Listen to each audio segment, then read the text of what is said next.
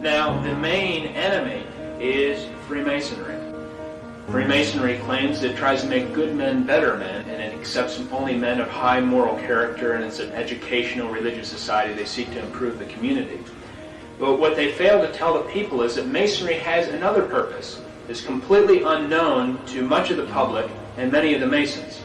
Manly P. Hall, a 33rd degree Mason, said, quote, "Freemasonry is a fraternity within a fraternity, an outer organization concealing an inner brotherhood of the elect." In the first degree, the initiate is asked the following question: what do you desire? In the first degree, he answers light.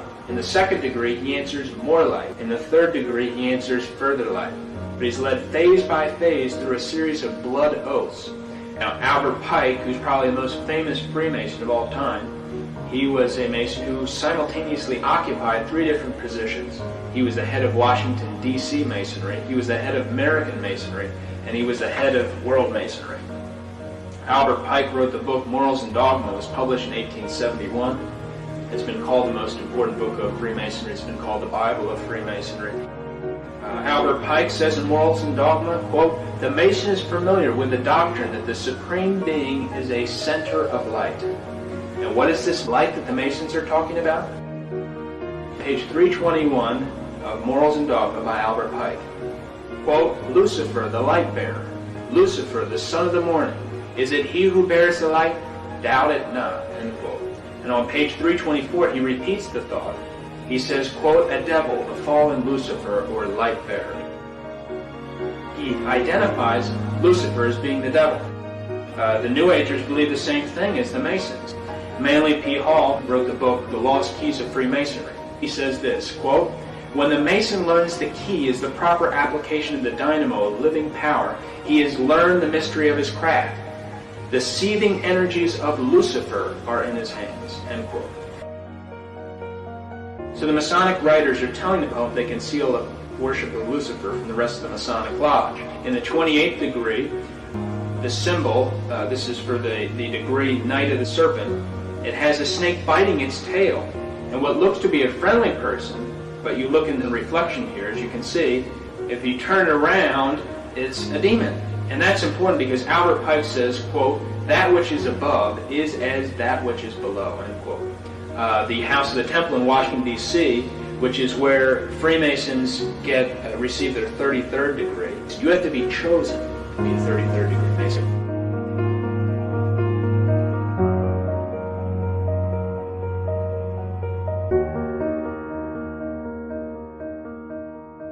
In the book called The History of Freemasonry, quote, "This star represents good when represented with one point upward." And the page reads on, quote, "But when turned with one point down, it represents evil," end quote.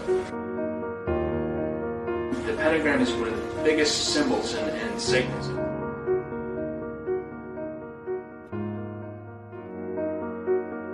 The Masons also use a Masonic timetable system. They don't use AD, they use AL. AL is their standard of calendar system. It means Anno Lucis, and that means in the year of light. It could also be interpreted to mean in the year of Lucifer. And you can also find AL on the cornerstone, at the engraved date of any cornerstone laid by the Masons. The Masons definitely believe in symbology and numerology, and they have a fascination with the number 33. Masonic Encyclopedia says that Charleston, South Carolina was selected as the first home of the Council of the 33rd Degree Masonic Lodge. Major events that have happened on the 33rd degree latitude, it's where the first nuclear bomb was tested, Trinity Site, New Mexico. And the monument chosen to commemorate this site was an obelisk, which is a Masonic symbol. The 33rd degree latitude also passes over both Hiroshima and Nagasaki, Japan. These sites were the place where the first two bombs, atomic bombs, were dropped at the end of World War II. Truman was a 32nd degree Mason when he dropped the bombs. In October of 1945, he became a 33rd degree Mason. But the most astonishing incident that has occurred on the 33rd degree latitude of the map is the passage over the city of Dallas, Texas, where on November the 22nd, 1963, JFK was assassinated. The president passed an obelisk that is located right in front of the school book depository on the street where the president was shot.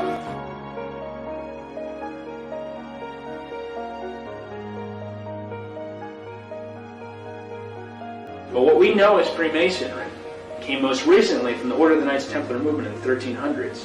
Actually came before that, in the year 43 AD, from a group called the Mysterious Force. That's actually where Freemasonry came from. And this following information is from a book called The Origin of Masonry.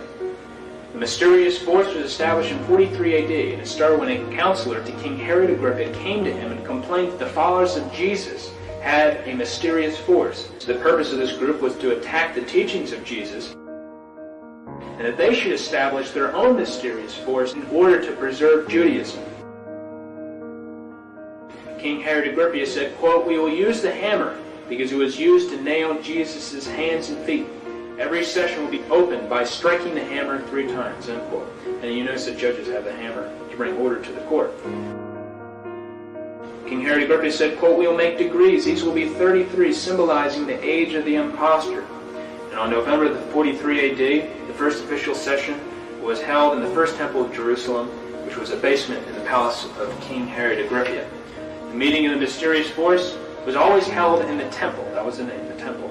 And in 1717, modern Freemasonry changed it to the name of lodge.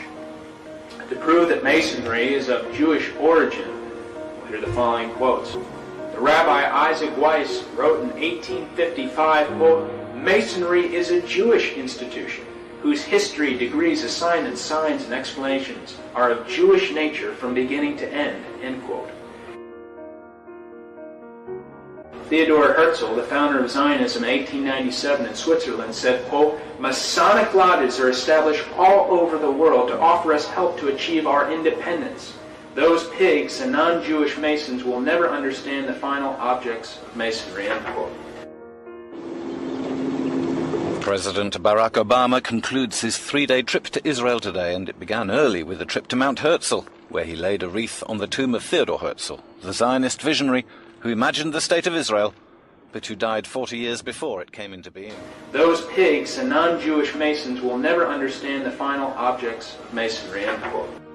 Also in the Jewish Encyclopedia, there's no criticism of socialism or communism, and there, in fact, they say that they're instrumental in founding and making socialism flourish. In fact, Jewish international bankers financed the Russian Revolution. Now, going back to what all this Freemasonry is rooted in, it's rooted in the Jewish Kabbalah. The Kabbalah is the Hebrew word for received tradition. The Jewish Kabbalah is a medieval Jewish book of occult philosophy and magic based on mystical interpretations of the Old Testament. The Kabbalah is important with magicians, sorcerers, witches, Satanists, as well as Masonic philosophers. And all the things I just mentioned that are rooted, talked about Freemasonry, gets back and is rooted in the Jewish Kabbalah. The book Morals and Dogma has 65 pages dealing with the Kabbalah. Page 741 of Morals and Dogma says this, quote, "Masonry is a search for light. That search leads directly back to the Kabbalah."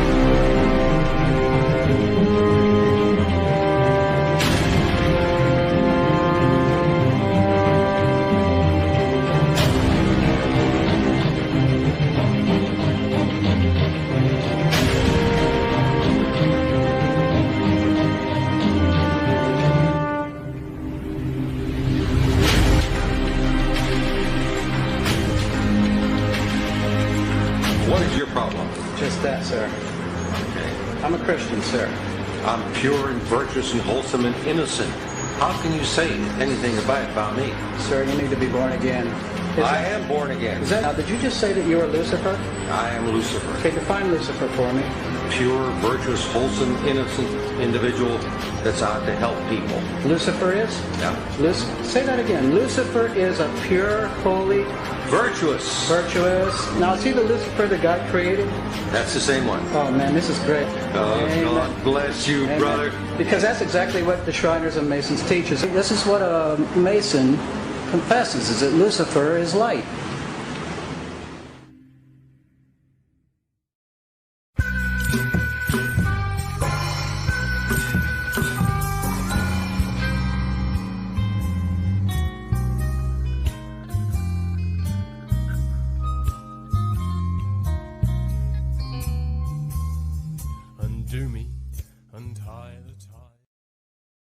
This is Edward Alexander Crowley, also known as Aleister Crowley.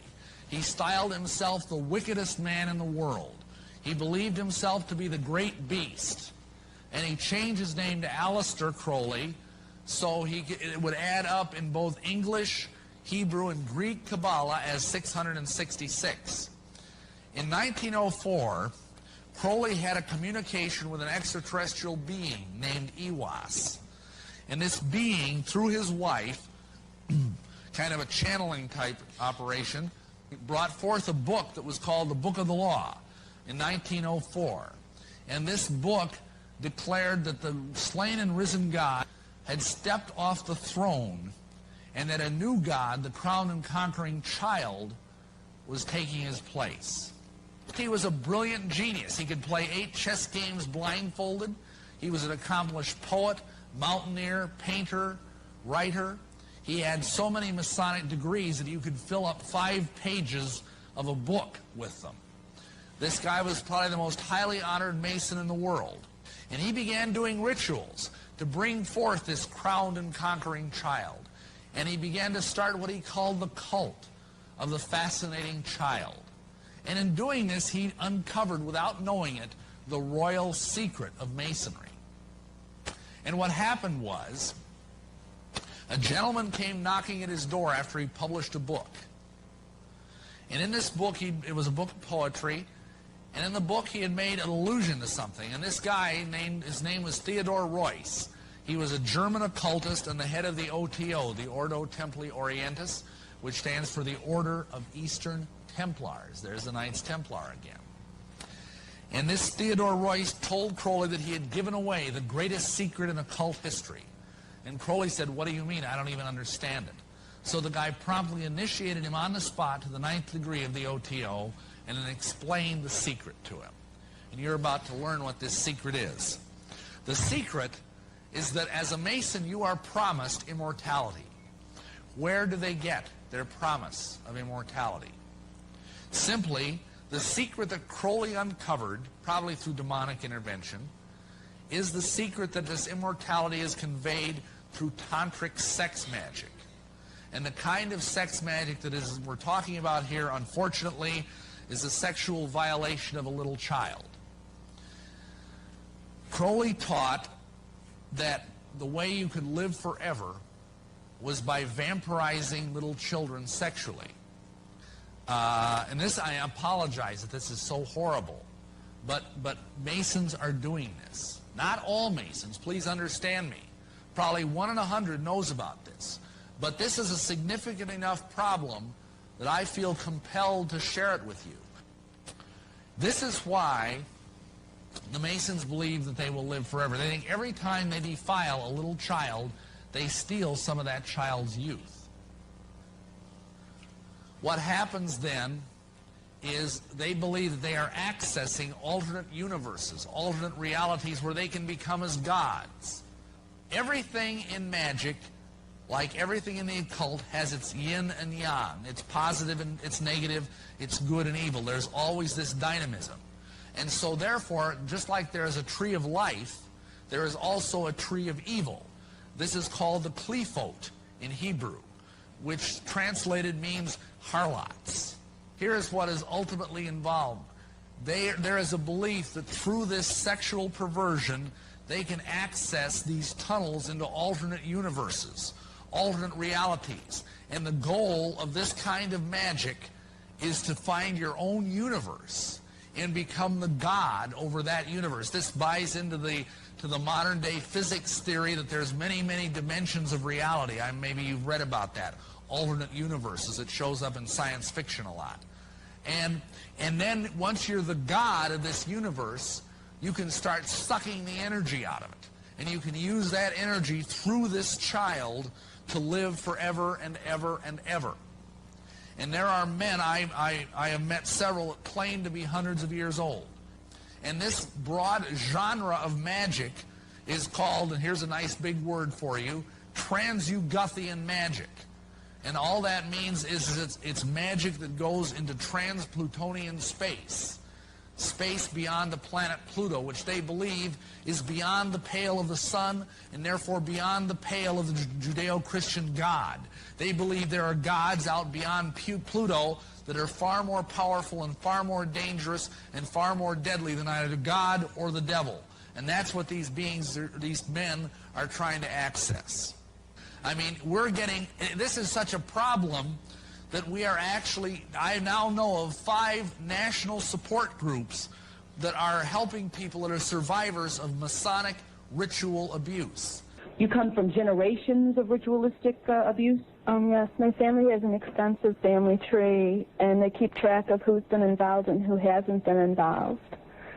And it's gone back to, like, 1700. And so you were... Right. I was born into a family that believes in this. And does everyone else think it's a nice Jewish family? From the outside, you appear to be a nice Jewish girl? Definitely. And you all are worshiping the devil inside the home? Right. There's other Jewish families across the country. It's not just my own family. Really? Well, when you were brought up in this kind of evilness, did you just think it was normal? I've blocked out a lot of the memories I had because of my multiple personality disorder. But, yes, I mean, it's like if you grow up with something, you think it's normal. Mm-hmm. I always thought... So what kinds of things? You don't have to give us the gory details, but what kinds of things went on in the family? Well, there would be rituals in which babies would be sacrificed, and you would have to, you know... Whose babies? There were people who bred babies in their family. No one would know about it. A lot of people were overweight, so you couldn't tell if they were pregnant or not. Or they would supposedly go away for a while and then come back. You witnessed the sacrifice? Right. When I was very young, I was forced to participate in that, in which I had to sacrifice an infant. And the purpose of sacrifice is to what? Is to bring you what? What are you sacrificing for? For power. Uh-huh. Power. And so, were you ever used? Were you ever used yourself? I was molested. I was raped several times. Mm-hmm. And what's your mother doing? She's... In all of this? What's her role in all of this? I'm not exactly what her role is. I haven't, recovered all of my memories, but her family was extremely involved. Mm-hmm. She brought me to it. Mm-hmm. Both of my parents brought me to it. And she was an upstanding citizen. Nobody would suspect her. Were you raised with a sense of right and wrong, Rachel? Yeah. I mean, it's like I had both. I mean, to the outside world, everything we did was proper and right, and then there were the nights that things changed, that things just got turned around. What was wrong was right, and what was right was wrong. There's a book that I had just come across called Lilith's Cave, which is a book of Jewish mysticism and supernatural, and there's a lot in that book that relates to what I endured when I was a child. I have joining me today Dr. and Rabbi Marvin Antelman. Welcome to the show, Rabbi. Thank you very much for having me here. First of all, let me say this. There are a lot of conspiracy theories out there. I'm not interested in theories. I'm interested in facts. So the scholarship over the years that I've utilized are sources that are impeccable. A man by the name of Shabbatai Tzvi, who was born in 1626 and died in 1676, came along and said, I am the Messiah. and he had a tremendous following. When it was realized that his following was so great, there would be problems, the Sultan gave Shabtai a choice. Either you die or convert to Islam. So he converted. Now, there were about 1 million followers prior to the conversion. When the conversion happened, then there was disillusionment among the Jews. But there were some diehard people who set up different cults of Shabtai Tzvi. And the worst one of them was called the Domeh, which was a secret organization. And the Domeh was based in Turkey and in Salonika. And the Domeh gave rise to these terrible orgies that went on, which became part of the immorality theology of Shabtai Tzvi, corrupted later on. He apostatized himself 10 years before his death. So when he died in 1676, he had these cults doing all kinds of evil. And the reason that these followers of Shabtai Tzvi were doing evil was because what? Here's the thing. The Talmud says that the Messiah would come when everybody's good or everybody's bad. There is such a saying in the Talmud. So the Sabbatians said like this: it's impossible for everybody to be good, it's easy to be bad. So they turned around the Torah and they said, if you do an evil deed, then you will use up the energy of the universe, and it'll collapse, and you'll force the Messiah to come because you will have used up all the evil in the world. So whenever they engage in an orgy, they would make a bracha, and every day they would figure out a way to do as many sins as possible. Like if you eat chaylev, you're chayav karet. In other words, if you eat fat, according to the Torah, you're to be excommunicated from your people. So they would eat fat that was prohibited, non-kosher fat, from a kosher animal, which is chaylev, which is in that category, like eating blood from a kosher animal. So they would dafka do the opposite. They do the opposite in order to hasten the coming of the Messiah. After Shabtai Tzvi died, one of the most powerful Sabbatian cults, as they were called, was a transformation of the Domeh, the most extreme cult, to Europe through an insidious person by the name of Jacob Frank. He died in 1791. Now the Frankists started to spread and take over entire communities and make them satanic. And you can actually trace a line historically, which I do in my book, to the CFR from Shabtai Tzvi, and another organization called the Illuminati, which was founded in 1776 by Adam Weishaupt. And they were involved also in the French Revolution, which is also well documented. So what you're saying is that there really does exist a New World Order, that it's not a conspiracy theory, it's a conspiracy. Right, and Professor Katz wrote a book called The Jews and Freemasonry, which gives a history of the interface between Jews and some of the cults that derived out of Shabtai Tzvi. But the next big cult that came from Shabtai Tzvi after the Domeh organization, which is in Turkey, the next big cult were the Frankists, as I mentioned with Jacob Frank. So Jacob Frank, the Vad Arba Ratzah, the Council of Four Lands, wanted to deal with Frank, and they decided to have a big excommunication on the 20th of Sivan 250 years ago. And there they made the following rulings. They said everybody that is a Frankist is to be excommunicated. From the Jewish people? From the Jewish people, bastards to the 10th generation, is what it said.